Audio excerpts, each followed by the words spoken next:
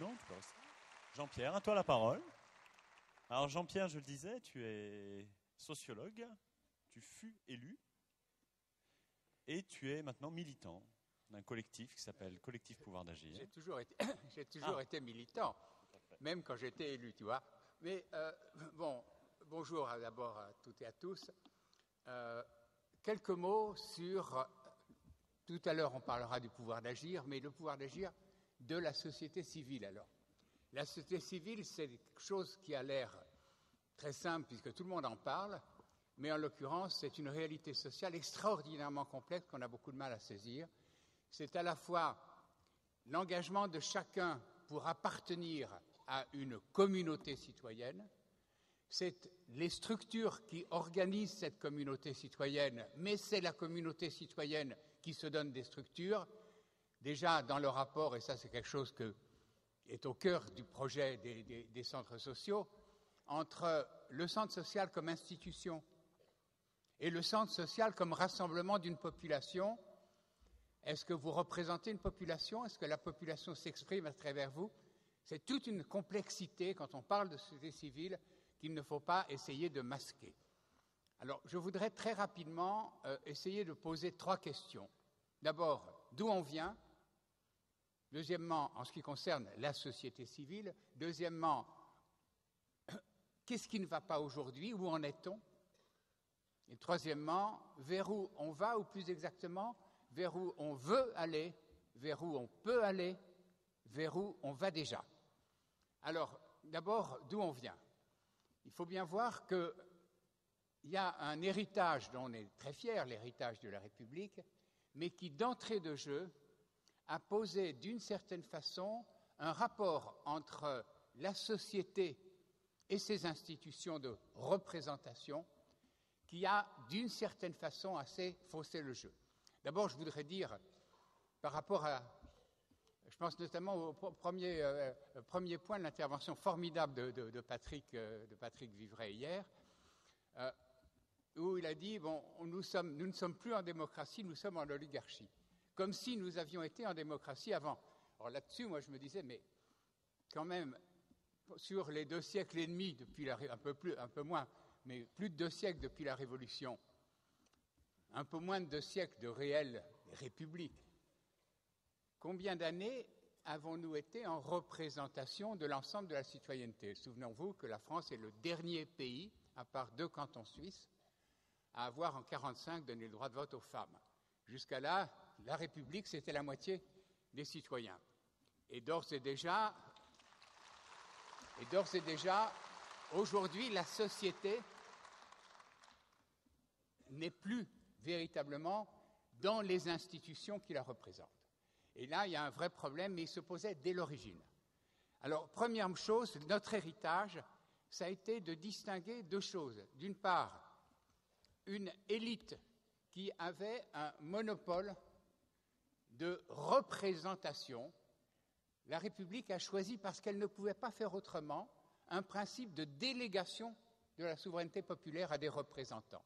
Or, ce principe de délégation, il est à l'origine de la construction de toutes les institutions, y compris, il faudra qu'on y réfléchisse sérieusement, des organisations associatives.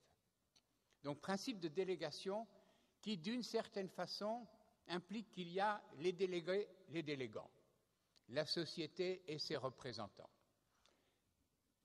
Deuxième principe, tout à fait lié, articulé à ça, ces délégués ont non seulement un monopole de légitimité pour exprimer la souveraineté populaire, mais ils ont également, et c'est un double héritage de la Révolution très fort, un monopole de la rationalité. C'est la raison universelle, c'est l'universalité du rationnel. Or, le rationnel, il est défini de façon très particulière comme un principe d'abstraction par rapport aux réalités concrètes. Donc, les délégués, ils ont un monopole de légitimité, de représentation et un monopole d'expression de la rationalité qui est le seul mode d'accès à l'universel, la raison universelle. Problème de fond. À partir de là, qu'est-ce qui ne va pas? Ça ne va pas à ces 2 niveaux. D'une part, la délégation veut dire que l'on dénie aux citoyens qui vivent une situation particulière, spécifique, spéciale, mais très concrète, pas abstraite, avec les difficultés de la vie quotidienne, avec le savoir, tu en as parlé tout à l'heure, le savoir d'usage, c'est-à-dire effectivement une capacité d'appréhension du réel qui vient de l'expérience et non pas de la construction intellectuelle à propos de l'expérience par ceux qui ne la vivent pas nécessairement, mais qui ont un monopole des raisons nécessaires pour comprendre l'expérience. Or, l'expérience en elle-même est source de savoir. Et ce savoir d'expérience, qui n'est pas un savoir d'abstraction, mais au contraire, un savoir de construction de la compréhension du réel à partir de ce que l'on vit. Ce savoir d'expérience, il est complètement dénué de légitimité dans notre construction traditionnelle de la République. Ce savoir d'expérience, aujourd'hui, apparaît comme beaucoup plus pertinent par rapport non seulement aux problèmes de la vie quotidienne, mais par rapport à un certain nombre de problèmes qui se situent en dehors de la sphère de compétences de nos institutions. Que ce soit au niveau mondial ou au niveau de la plus grande proximité, il y a dans l'expérience vécue des citoyens une source de savoir absolument incontournable, et les citoyens le savent. Les élites, parfois, ne le savent pas. Alors, premier problème, c'est que sans ce savoir, nos institutions ont énormément de mal à avoir prise sur la réalité. Pensez simplement à quelques grandes réformes de ces dernières décennies qui ont véritablement changé la vie, puisqu'il en était question. Je veux dire, tout ce qui concerne la naissance, le droit à l'avortement, tout ce qui concerne le droit des homosexuels, tout ce qui concerne un certain nombre de droits fondamentaux qui ont transformé la conception du vivre ensemble.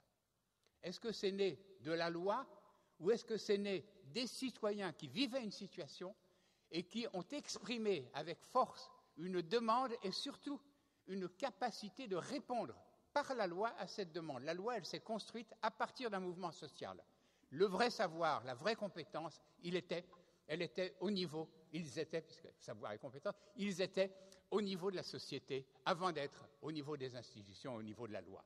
La loi est venue après donner force, d'abord force légale, force de légitimité institutionnelle à ce qui était la réalité d'un savoir et d'un pouvoir citoyen déjà à l'œuvre.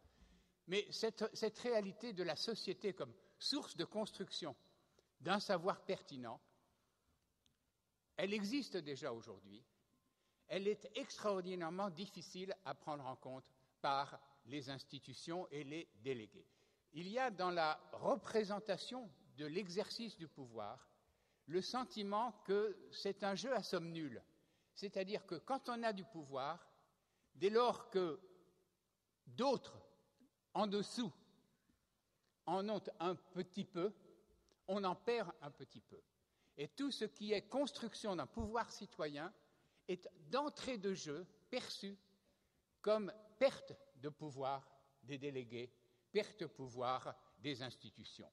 L'idée que 1 plus 1 puisse faire 3, l'idée que le pouvoir citoyen est quelque chose qui va accroître le pouvoir des institutions est quelque chose qui a énormément de mal à rentrer dans la conception, dans la représentation du fonctionnement d'une société, de la part, je dirais, non seulement de nos élites, mais aussi de la part de chacun d'entre nous.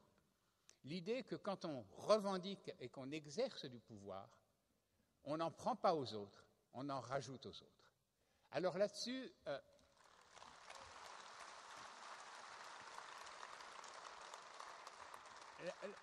je voudrais, pour terminer en essayant de tenir non seulement les 10 minutes qui me sont accordées, mais on a pris beaucoup de retard et on aura l'occasion de revenir sur tout ça par la suite dans le débat cet après-midi, sur la place des centres sociaux comme médiateurs dans cette construction d'un autre rapport entre la société civile et les institutions de régulation, de gouvernement de cette dite société.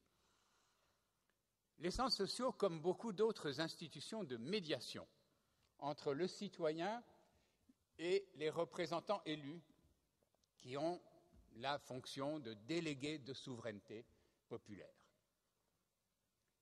Le problème, c'est que les centres sociaux se veulent et se vivent d'abord émotionnellement par la nature même de leur engagement, de leur charte, se veulent comme un lieu de fabrication des possibles à partir de l'énergie des citoyens. L'énergie, la source de la légitimité des centres sociaux, c'est dans leur capacité d'aider les citoyens à construire et à accoucher de leur propre pouvoir. On parlera tout à l'heure, ce n'est pas moi qui en ai la charge, de toutes ces conceptions différentes du pouvoir d'agir. Mais le problème, c'est quel est le pouvoir d'agir des centres sociaux eux-mêmes. Les centres sociaux, ils sont reconnus. Ils sont reconnus par les institutions publiques de gouvernement. Et ils ont besoin de ces reconnaissances, la nature des subventions, convention pluriannuelle d'objectifs, tout ce dont François Lamy nous a parlé tout à l'heure. Les centres sociaux ne peuvent pas vivre en dehors de leur reconnaissance par les pouvoirs publics. Or, dans l'accès à la reconnaissance, ils deviennent, et d'ailleurs François Lamy l'a dit tout à l'heure, des outils dont les pouvoirs publics ont besoin pour exercer leurs responsabilités, d'une certaine façon, mettre en œuvre leur pouvoir d'agir de pouvoir d'État. Et donc, ils transforment naturellement les centres sociaux en instruments. Donc, d'une certaine façon, les centres sociaux qui ont besoin de la reconnaissance, en contrepartie de la reconnaissance obtenue, ont naturellement tendance à glisser dans une fonction de prestataire, de service public, organisé, prescrit, géré par l'appareil de l'État. Et ils ont énormément de mal à maintenir cette espèce d'équilibre nécessaire entre un outil de gestion des politiques publiques, même si on les ajuste à la marge, et puis un outil de fabrication de l'expression et de la capacité d'intervention des citoyens, non seulement pour dire, mais pour, comme on le dit, co-construire les dites politiques publiques. Entre les deux, on sent bien que toute la logique de fonctionnement tire les institutions de médiation, quelles qu'elles soient. Je parle des centres sociaux, mais c'est vrai pour n'importe quelle structure associative ou n'importe quelle organisation syndicale. Tire vers d'abord une fonction d'être un outil asservi d'une certaine façon par les commanditaires publics. Comment reconstruire l'autonomie des institutions de médiation associative? On a besoin, et j'étais longtemps président de la Fonda et je suis très engagé dans le développement du pouvoir associatif, mais on a besoin pour que le pouvoir associatif puisse exister de façon autonome, comme organisme de la société civile dite organisée par rapport aux institutions publiques, on a besoin d'un pouvoir citoyen.